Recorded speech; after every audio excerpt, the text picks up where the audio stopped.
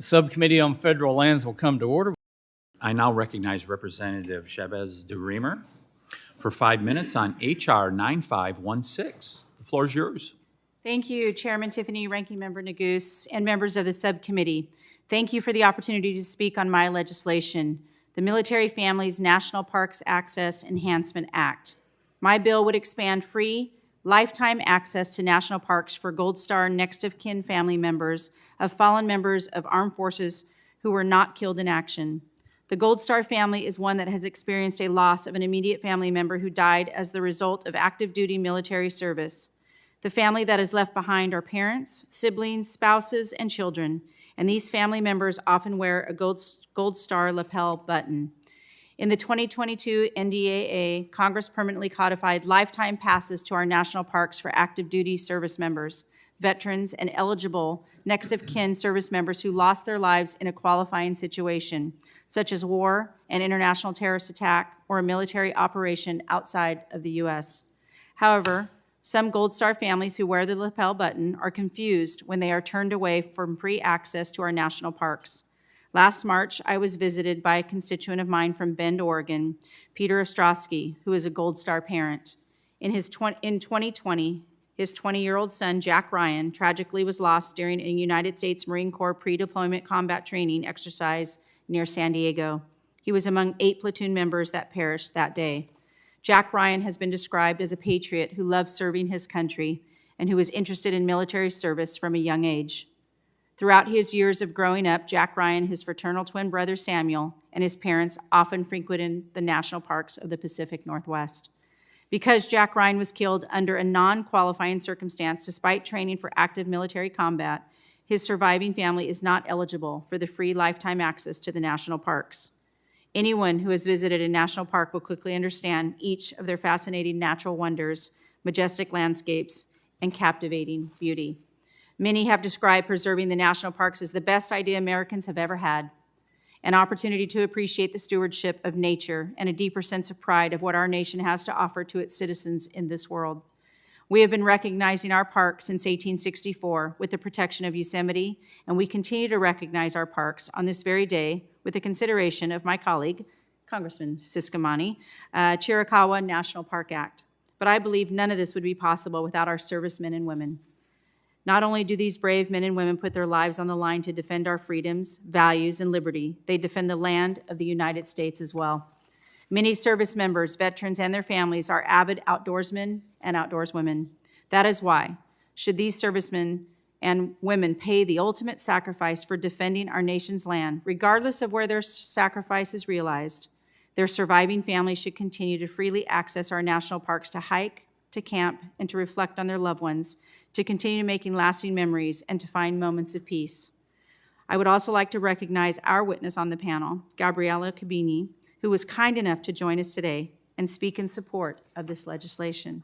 As a member of the Gold Star Spouses of America, she would also qualify under my legislation because, as she will explain later in this hearing, her husband tragically died of a heart condition while the ship he was stationed on for 2 months away from a 6-month deployment. The Military Families Parks Access Enhancement Act would expand free lifetime access to our iconic national parks to Gold Star next of kin family members like Gabby and Peter. I call on my colleagues on both sides of the aisle for their support in granting these free lifetime passes, a small but meaningful way to honor the sacrifice of the fallen and help aid in the healing of their families. And with that, Mr. Chairman, I yield back. Now I'd like to recognize Ms. Gabby Kubinyi, a member of the Gold Star Spouses of America. Ms. Kubinyi, you have 5 minutes. Good morning, Chair Tiffany, Ranking Member Neguse, and members of the subcommittee. Thank you for the opportunity to appear before you today. My name is Gabby Kubinyi, and I'm the surviving spouse of United States Navy Petty Officer 2nd Class Jeffrey Ferrin, who died while serving on active duty in Virginia. I'm here today to express my strong support for H.R. 9516, the Military Families National Parks Access Enhancement Act. This bill represents a meaningful step towards honoring the sacrifices made by our military families, particularly those who have lost loved ones while serving on active duty. The National Defense Authorization Act of 2022 authorized the expansion of the National Parks Military Pass program to offer free lifetime access for veterans and Gold Star family members. This change reflected the nation's commitment to honoring the service of military personnel and their families, specifically those who wear the Gold Star lapel pin, which is presented to families of service members who have died in a qualifying situation, such as in war, an international terrorist attack, or a military operation outside of the United States while serving with the U.S. Armed Forces. The 2022 NDAA expansion was well received, but it excluded surviving families who are eligible for the next of kin pin, which also has a Gold Star and is presented to the families of service members who die while serving on active duty, but outside of the aforementioned qualifying situations. H.R. 9516 seeks to broaden eligibility to include families like mine. My husband died at the age of 31. He was healthy as far as anyone knew, but gearing up for his third deployment in 5 years, the stress and the caffeine that kept him going became a deadly combination, especially with an undiagnosed heart condition. This change acknowledges a crucial fact often overlooked in discussions about military casualties, that the majority of military deaths occur outside of hostile action. In the year my husband died, 2012, out of the 1,308 total military deaths, only 239 resulted from hostile action. The remaining deaths were due to accidents, illness, suicide, and other non-combat related incidents. This stark reality underscores the importance of recognizing and honoring all military families who have experienced loss, acknowledging that service-related deaths are not limited to combat, and it provides much needed support to a much larger number of bereaved military families. I would also like to note that H.R. 9516 would bring this benefit in line with the eligibility for the military branch's surviving family programs, like the Navy Gold Star program, which is the Navy's official program for providing long-term support for surviving families of sailors who pass while on active duty. While I applaud Representative Chavez-DeRemer on her bill, there are still a group of survivors who are not eligible. There is an opportunity here to expand its scope to more comprehensively honor all who have given their lives in service to our country. These families are those whose loved ones passed away after their time on active duty from a disease or injury they incurred during their service.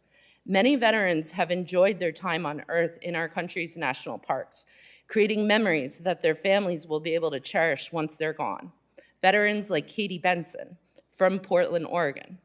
Tragically, Katie lost her battle with cancer, which has been linked to her deployment to Kuwait, where her barracks were next to an open-air asbestos disposal site. While Katie was sick, the couple traveled across the nation, finding fleeting refuge in the majesty of our national parks, while bravely dealing with her treatments. Her husband, Shree, said, "Those moments became our sanctuary, allowing us to escape, however briefly, from the weight of our reality. Visiting these parks, now that she is no longer here, allows me to connect with her memory in a way that photographs alone cannot capture." In closing, this is a commendable bill that honors our heroes and their families. By expanding eligibility to include all active duty deaths, we can ensure that we recognize and support those who have made the ultimate sacrifice for our nation, regardless of where that sacrifice is realized. Congress can ensure that grieving military families can find solace and healing in the beauty of our nation's cherished public lands, free from financial constraints. It is a gesture that reflects our nation's gratitude and underscores our commitment to those who have given so much. I urge the committee to consider this expansion and to move forward with this important legislation. Our military families deserve nothing less than our full support and recognition. Thank you for your time and consideration. I'm happy to answer any questions the member of the committee may have. Thank you. Talk a little bit more about the national parks and the impact it has on people in the example that you gave, and what a powerful force that is for people to be able to get to a better place when they've had something happen that's been tragic in their life? So nature, just being outside, feeling the sun, seeing the trees, the plants, the animals, has a healing quality for human beings that nothing else can touch. When my husband died, my mom and I went home, my mom said, the only thing I want you to do is go outside and sit outside for 5 minutes a day. When we have lost everything, because these loved ones are everything. If it's your spouse, that's your whole world that has gone, sometimes like this, but sometimes it is a protracted journey to one's passing.